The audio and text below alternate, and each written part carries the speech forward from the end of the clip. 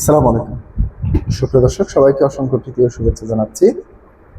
আমি Shahidul Islam, BD politics news YouTube চ্যানেলের পক্ষ থেকে। আজকে আমি যে বিষয়টি নিয়ে কথা বলবো সেটি হচ্ছে ব্যারিস্টার সুমন এর হবিগঞ্জের 2 মামলায় হাইকোর্টে জামিন চাইলেন ব্যারিস্টার সুমন। প্রিয় দর্শক, আপনারা জানেন ব্যারিস্টার সুমনকে কিভাবে গ্রেপ্তার করা হয়েছে। প্রিয় দর্শক, তাকে 2024 সালের 21 অক্টোবর দিবাগত রাত 1টার সময় রাজধানীর মিরপুর 6 এলাকা থেকে ব্যারিস্টার সুমনকে গ্রেপ্তার করা হয়েছিল। মূলত তিনি গ্রেপ্তার হননি, তিনি ফেসবুক লাইভে এসে তিনি আত্মসমর্পণ করেছেন, সেখানেই তাকে গ্রেপ্তার করা হয়েছে। প্রিয় দর্শক, আমরা ব্যারিস্টার সুমনকে কিভাবে চিনি? আমরা ব্যারিস্টার সুমন যে কোনো রাজনৈতিক দলের সঙ্গে জড়িত সেটিও না। তিনি মূলত আন্তর্জাতিক অপরাধ ট্রাইব্যুনালের একজন উকিল ছিলেন। তিনি তৎকালীন সরকারের কিংবা প্রশাসনের বিভিন্ন দুর্নীতি অনিয়মের ভিডিও ফেসবুকে লাইভ করে করে তিনি জনপ্রিয়তার শীর্ষে উঠেছিলেন।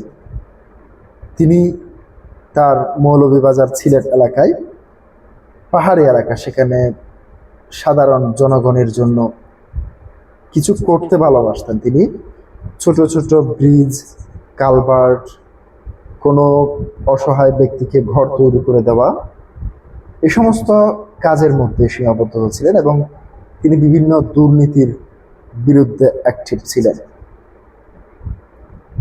যার কারণে তিনি সবচেয়ে বেশি যুবক সমাজদের আইডলে পরিণত হয়েছিলেন।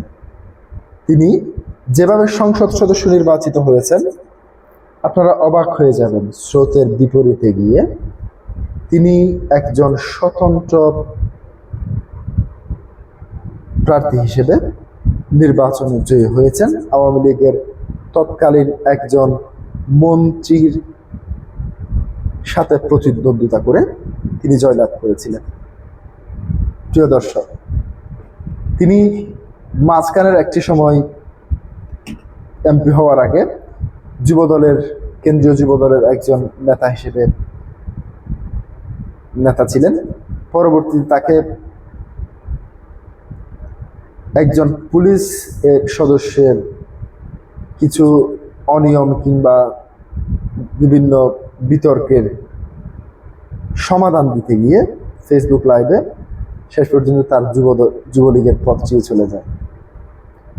মূলত জুলাই গণ অভ্যুত্থানের সময় তার কোনো ভূমিকা সেই রকম ছিল না, কিন্তু তাকে হত্যা মামলার আসামি করে মামলা করে অনেকেই, যার কারণে আজ পর্যন্ত তাকে কারাগারে ভোগ করতে হচ্ছে। কি বলতে চলেছে দৈনিক ইত্তেফাক, সেই নিউজটি একটু আপনাদের সামনে তুলে ধরছি। বৈষম্য বিরোধী ছাত্র আন্দোলনের সময় সংঘটিত সহিংসতার ঘটনায় হবিগঞ্জে দায়ের করা 2টি মামলার হাইকোর্টের জামিন আবেদন করেছেন সাবেক এমপি ও সুপ্রিম কোর্টের আইনজীবী সাইদুল হক সুমন।